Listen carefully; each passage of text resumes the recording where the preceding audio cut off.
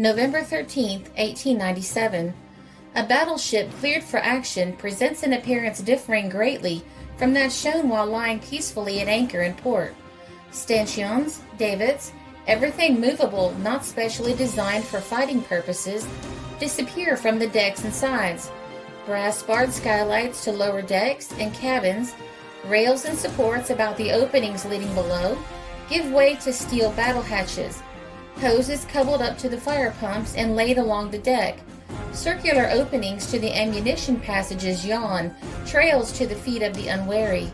And everything that might interfere with the sweep of the guns or the freedom of movement of the crew vanishes from sight as completely as if it had never existed.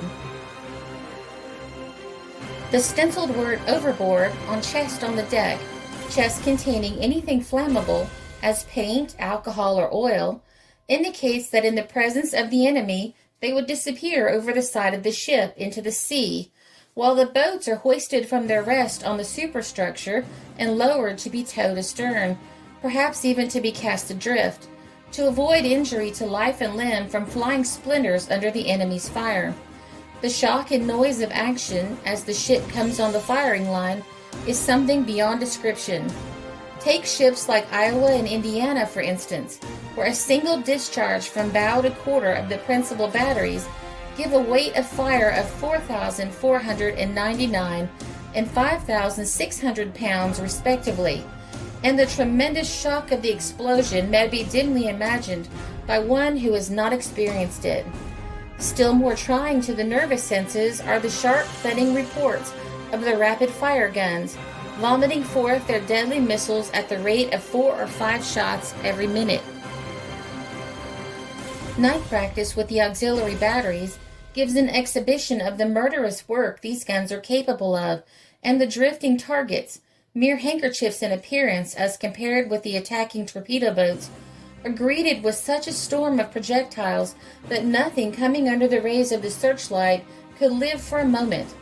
Only by the simultaneous rush of a number of those small but terrible engines of marine warfare, torpedo boats, could there be much chance of inflicting injury to the larger ships.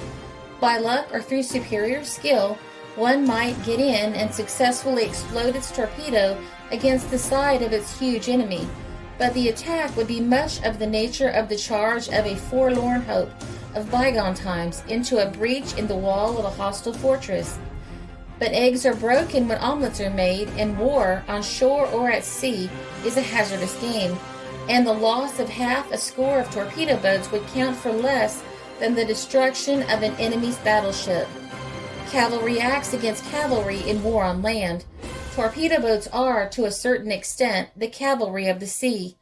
Torpedo boat destroyers, torpedo boats of larger size and superior speed, form valuable adjuncts to a fleet of warships, cruising as scouts and vedettes and guarding by their vigilance the lines of approach to the main body of the squadron.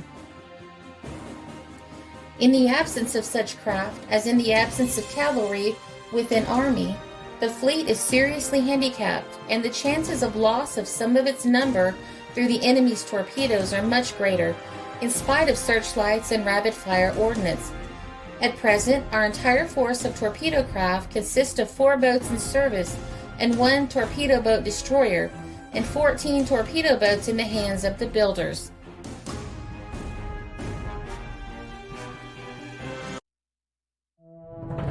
This article was published in the Age Herald, November 13, 1897.